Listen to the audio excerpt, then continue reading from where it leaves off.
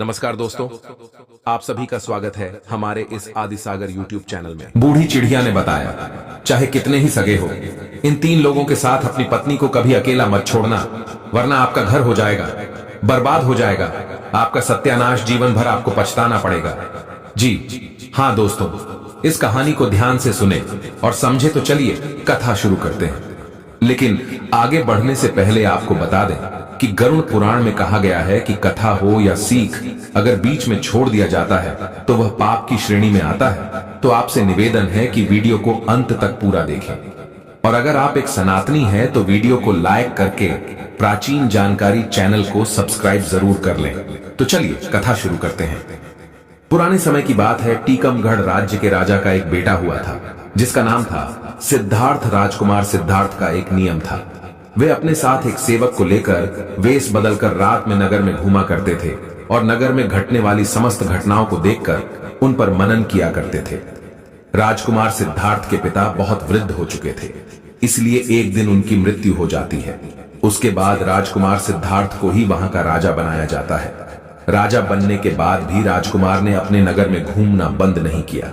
हाँ, इतना जरूर था, पहले उनके साथ एक सेवक रहता था, अब वे अपने साथ एक मंत्री को रखते थे। एक दिन राजकुमार सिद्धार्थ और उनके मंत्री वेश बदलकर नगर में घूम रहे थे। जब वे एक गली से होकर गुजर रहे थे तो उन्हें घर के अंदर से कुछ स्त्रियों के बोलने बतला की आवाज आती है।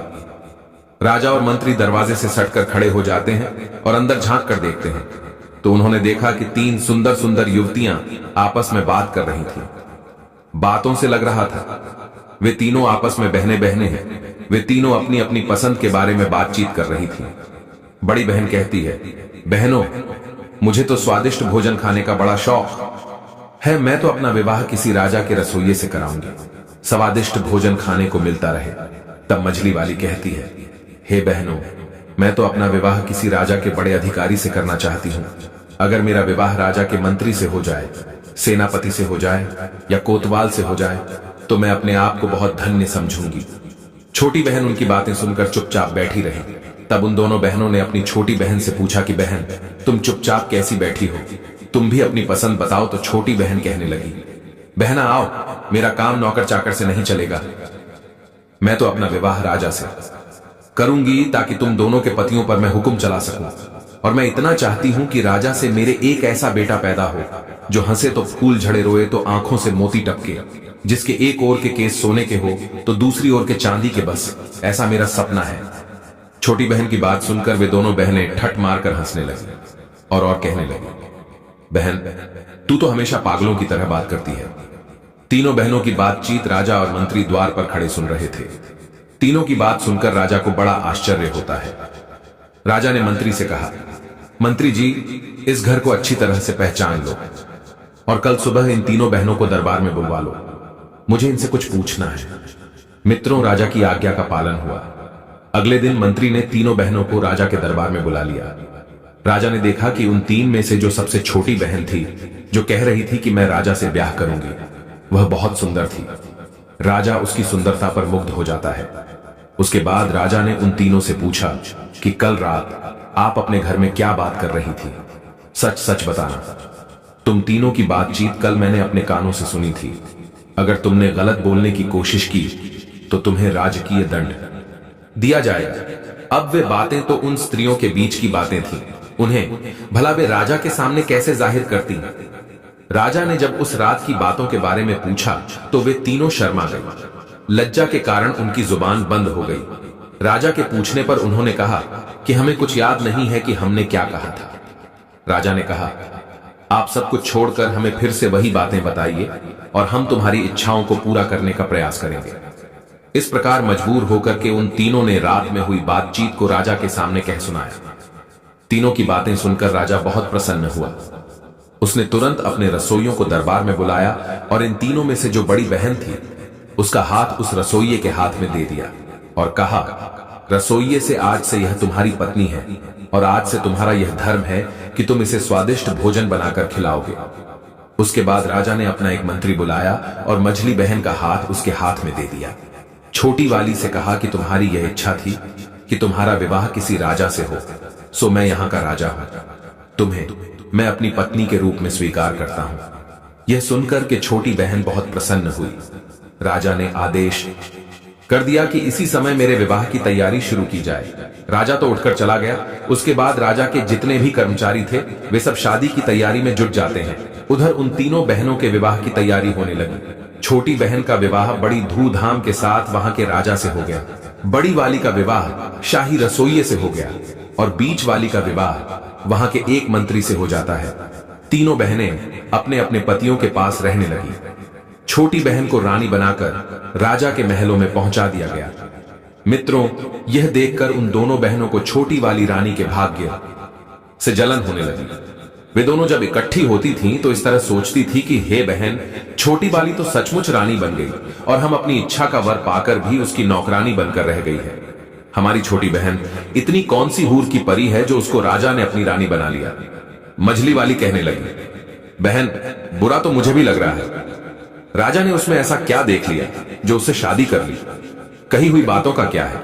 आदमी हर तरह की बातें सोचता है और करता है। मेरी समय से तो छोटी वाली नहीं बल्कि तुम रानी बनने के योग्य थी। बड़ी ने कहा, मुझे भी यह देखकर आश्चर्य होता है कि राजा की अक्ल पर क्या पत्थर पड़ गए थी जो उसे पसंद कर लिया।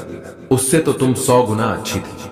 मित्रों, इस प्रकार वे दोनों बहनें एक दूसरे को कोसने लगी और एक दूसरे की बुराई करके अपने दिल को तसल्ली देने लगी। लेकिन कई बार जलन इतनी प्रबल हो जाती थी कि मन में विचार आता था कि बहन हम उसकी बड़ी बहन होकर भी उसके नौकर चाकर की पत्नी है और वह हमसे छोटी होकर भी हम पर हुक्म बजाती है। हम और हमारे पति उसके एक इशारे पर नाचने लगते हैं। इस तरह की बातें कर करके दोनों दिन रात अपनी छाती को जलाती रहती थी। कई बार सोचती थी कि उसे खत्म कर दिया जाए या राजा की नजरों में उसे गिरा दिया जाए, तभी हमारे मन को शांति मिलेगी। वे दिन रात इसी उपाय में लगी रहती थी। वे जब भी अपनी बहन से मिलने जाती थीं तो अपनी हैसियत का ख्याल नहीं करती थी, बल्कि वह अपनी बहनों से इस तरह मिलती थी कि उन्हें ऐसा ना लगे कि वह उसे नीचा दिखा रही है। लेकिन छोटी बहन अपनी दोनों बहनों से बहुत प्रेम करती थी। सभी लोग जानते थे कि दोनों नौकरों की पत्नियां हैं और उसकी बहन रानी है। मित्रों, कुछ महीनों के बाद रानी को गर्भ ठहर जाता है। यह खबर पाकर राजा को बड़ी खुशी होती है। इधर छोटी वाली बहन से मिलने में दोनों बहनें भी पहुंच जाती हैं और कहती हैं, बहन, इस बात की बड़ी खुशी हुई है कि तुम मां बनने वाली हो। अब तो हम दोनों बहनें ही बच्चे के जन्म तक तुम्हारी देखभाल करेंगे। रानी ने कहा, इससे अच्छी बात हमारे लिए और क्या हो सकती है। तुम मेरी बड़ी बहनें हो, मेरी मां के समान हो। तुमसे बढ़कर भला मेरी देखभाल कौन कर सकता है। तुम अपने पतियों के द्वारा यह आवेदन राजा के सामने पेश कर दो। आशा है कि वे इसे स्वीकार कर लेंगे। मित्रों, उन्होंने अपने पतियों के द्वारा राजा से आवेदन किया। राजा ने कहा, ठीक है, यह बात हम रानी से पूछकर ही आपको बताएंगे। राजा ने अपनी रानी से पूछा तो वह खुशी खुशी तैयार हो गए। अब तो राजा ने उन दोनों बहनों के लिए रानी के पास रहने और उसकी देखरेख करने की अनुमति दे दी। वे दोनों बहनें रानी के पास महल के अंदर रहने लगी। अब उन्हें अपनी दुष्टता का प्रदर्शन करने का पूरा मौका मिल गया था। इधर जब रानी के बच्चे का जन्म होने का समय आता है तो उन्होंने सारी दास दसियों को वहां से हटा दिया। इधर रानी ने एक बहुत ही सुंदर पुत्र को जन्म दिया। पुत्र को देखकर उन दोनों बहनों की जलन और भी चौगुनी हो गई। चुपचाप उन दोनों ने उस बच्चे को महल के बाहर ले जाकर एक कंबल में लपेटकर एक लकड़ी के संदूक में रखकर नदी में बहा दिया और वहां से एक मरा हुआ कुत्ते का बच्चा उठाकर रानी के पास लाकर रख देती है और महल की सभी दास दसियों को बताया कि रानी ने एक मरे हुए कुत्ते के बच्चे को जन्म दिया है। यह बात सुनकर सभी हैरान रह जाते हैं। इधर राजा को जब यह मालूम हुआ तो वह भी क्रोध से लाल पीला हो जाता है। राजा कहने लगा कि ऐसी स्त्री का क्या करूंगा जो कुत्ते के बच्चों को जन्म देने वाली है। मैं तो इस रानी को मरवा दूंगा। राजा को ऐसा कहता देखकर मंत्री ने उसे समझा बुझाकर शांत किया। इधर वह संदूक नहर में बहता हुआ जाने लगा। नहर जो थी वह राजा के बगीचे से होकर जाती थी।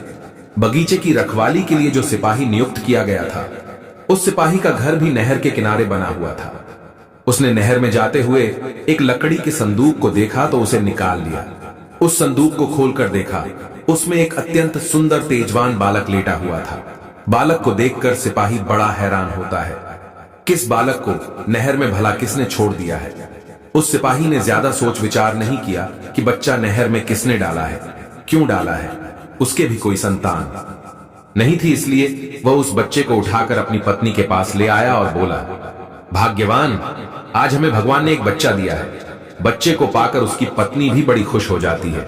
उस दिन के बाद बिना किसी से चर्चा किए उस सिपाही की पत्नी उस बच्चे का पालन पोषण करने लगती है। धीरे धीरे 1 वर्ष बीत जाता है। उधर दूसरे वर्ष रानी ने फिर एक और पुत्र को जन्म दिया। इस बार भी उसकी बहनों ने उसी तरह की दुष्टता करके बच्चे को बाहर ले जाकर नहर में फेंक दिया और रानी के पास एक मरी हुई बिल्ली का बच्चा लाकर रख दिया। बिल्ली को देखकर राजा का क्रोध 7वें आसमान छूने लगता है। पूरे राजमहल में फिर से मातम छा जाता है। राजा इस बार रानी को मार देना चाहता था।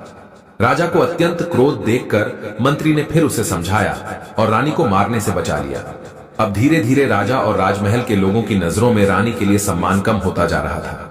मित्रों, आपको बता दें कि इस बार वह नहर में बहता हुआ बच्चा उसी सिपाही को मिल जाता है। उसने दूसरा बच्चा भी ले जाकर अपनी पत्नी को दे दिया और उसे अपने बच्चे की तरह पालने लगी।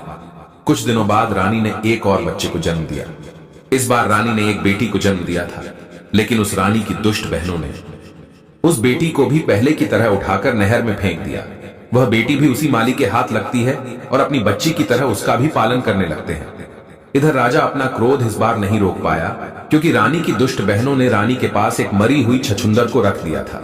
राजा सोचने लगा कि इस रानी की वजह से तो हमारी पूरे नगर में बदनामी हो गई है। सब लोग यही कह रहे हैं कि रानी तो कुत्ते बिल्लियों को पैदा करती है। लगता है कोई कुल कलंकिनी राजा के घर में आ गई है। अब तो मैं इसको बिल्कुल नहीं छोड़ूंगा। इधर राजा की मनसा को भली भांति समझने के बाद में उस मंत्री ने हाथ पैर जोड़कर निवेदन करके रानी को मारने से बचा लिया। मंत्री ने कहा, महाराज, इसमें रानी का क्या दोष है? इसे जान से मारने के बाद भी आपके घर में बेटा बेटी नहीं हो जाएंगे। इसीलिए उचित यही होगा कि आप रानी को मारने की बजाय रानी के पास जाना छोड़ दें।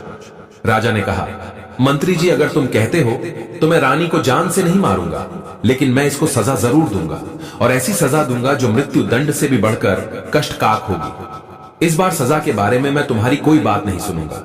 इस बार राजा ने एक चौराहे पर एक जेल नुमा महल बनवाया। उसमें एक लकड़ी का पिंजरा रखा हुआ था। उसी पिंजरे में रानी को बंद करवा दिया। राजा ने यह आदेश करवा दिया कि इस चौराहे से जो भी निकल कर जाएगा वह रानी के ऊपर थूक कर जाएगा, और जो व्यक्ति ऐसा नहीं करेगा उसे भी ऐसी ही कठोर सजा दी जाएगी जो इस रानी को दी जा रही है। राजा का यह फरमान मंत्री को बहुत बुरा लगा। मंत्री सोचने लगा कि इस सजा के योग्य तो इस रानी की दोनों बहनें हैं। बेचारी निर्दोष रानी अब तो बिना करे की सजा पाने लगी। उधर रानी के वे तीनों बच्चे उस माली के घर में पलकर बड़े हो रहे थे। माली ने उनकी शिक्षा दीक्षा कराई। धीरे धीरे वे सभी विद्याओं में पारंगत हो गए। इधर धीरे धीरे तीनों बच्चे सयाने होते हैं। उधर उस माली और माली की पत्नी की कुछ दिनों बाद मृत्यु हो जाती है। उनके मरने पर उनका अंतिम संस्कार करके तीनों भाई बहन मिलकर उस घर में रहने लगे। दोनों भाइयों को राजा के यहाँ नौकरी भी मिल जाती है, परंतु उनकी कभी राजा से भेंट नहीं हो पाई थी। एक दिन दोनों भाई शिकार खेलने को जाते हैं। उनकी बहन घर में अकेली थी। सिर्फ उसकी 2 दासियां उसके साथ थी। उसी समय उसके यहाँ एक बड़ी मां आती है और उसे कहती है, बेटी, मैं तुम्हारे यहाँ कुछ समय के लिए ठहरना चाहती हूं। लड़की ने तुरंत अनुमति दे दी। लड़की ने बूढ़ी मां को भोजन कराया, उनकी खूब सेवा की, अपने घर के आसपास सुंदर बाग बगीचे को और तालाब को दिखाया। वहां का सुंदर वातावरण देखकर बूढ़ी मां का भी हृदय खुशी से गदगद हो गया। लड़की ने पूछा, अम्मा, मेरे महल और बाग के बारे में तुम्हारी क्या राय है? क्या कोई और चीज की कमी है जो यहां होनी चाहिए? बुढ़िया ने कहा, बेटी, यह प्रश्न मुझसे ना करो तो अच्छा है। मैं कहूंगी तो तुम कहोगी कि यह 2 टके की बुढ़िया मेरे महल और बाग में नुक्स निकालने आ गई। लड़की ने जोर देकर कहा, मैं ऐसा कुछ नहीं कहूंगी। तुम जो कुछ भी कमी इसमें समझती हो वह मुझे बताओ, मैं उसे पूरा करने की कोशिश करूंगी। तब बुढ़िया ने कहा, बेटी, यह सब कुछ तो तुम्हारा ठीक है, किंतु मेरी समझ में यहां पर 3 चीजें और आ जाएं तो संसार में तुम्हारा बाग सबसे सुंदर हो जाएगा, लेकिन उनका मिलना बहुत कठिन है। वो 3 चीजें क्या है? ध्यान देकर सुनो। एक तो है, बुलबुल मनुष्य की तरह बोलती है। जब वह बोलती है तो उसके आसपास सैकड़ों हजारों चिड़ियां जमा हो जाती हैं और उसके स्वर में स्वर मिलाने लगती है। दूसरा है, एक गाने वाला पेड़, उसके पत्ते मोटे और चिकने होते हैं। जब हवा चलने पर पत्ते एक दूसरे से रगड़ खाते हैं तो उनसे मधुर संगीत निकलता है। उस संगीत को हर कोई सुनने वाला मुग्ध हो जाता है। और तीसरी वस्तु है वह सुनहरा पानी। उसकी एक बूंद किसी बर्तन में रख दी जाए तो बर्तन अपने आप भर जाता है और फिर उसमें से एक फव्वारा सा निकलता है जो कभी नहीं रुकता, क्योंकि वह पानी लौटकर उसी बर्तन में गिरता रहता है। बुढ़िया की बात सुनकर लड़की कहने लगी, अम्मा, अगर तुम्हें इन चीजों के बारे में इतने विस्तार से पता है तो तुम यह भी जानती होगी कि यह वस्तुएं कहां मिलती हैं। मुझे बताओ, मैं उनकी प्राप्ति का प्रयत्न करूंगी। बूढ़ी महिला ने कहा, बेटा, मैं तुम्हें यह नहीं बता सकती, लेकिन इतना जरूर बता सकती हूं। यहां से कोई व्यक्ति उत्तर दिशा में चला जाए और सीधा चलता चला जाए तो 10 दिन की यात्रा के बाद जो पहला व्यक्ति उसे मिलेगा, उससे पूछे कि यह वस्तुएं कहां मिलेंगी, वही आगे की राह बताएगा। अच्छा बेटी, बुढ़िया कहने लगी, मुझे काफी देर हो गई है, अब मैं चलती हूं। बुढ़िया को क्या मालूम था कि वह लड़की इतनी साहसी लड़की है कि खुद इन चीजों की तलाश में निकल पड़ेगी, इसलिए उसने विस्तार से वह सब कुछ बता दिया था जो उसे मालूम था। लड़की ने उसकी बताई हुई एक एक बात याद कर ली। इधर दोनों लड़के जब शिकार से लौट कर आते हैं तो अपनी बहन को उदास बैठा हुआ देखते हैं। उन्होंने पूछा, बहन, क्या बात है, आज तुम्हारी तबीयत खराब है? क्या कोई बात तुम्हारी मर्जी के खिलाफ हो गई है? लड़की ने सिर झुकाकर कहा, नहीं भाई, ऐसी कोई बात नहीं है। भाइयों ने कहा, यह तो तुम झूठ बोल रही हो, कुछ ऐसा तो जरूर हुआ है जो तुम्हें दुख दे रहा है। अगर तुम नहीं बता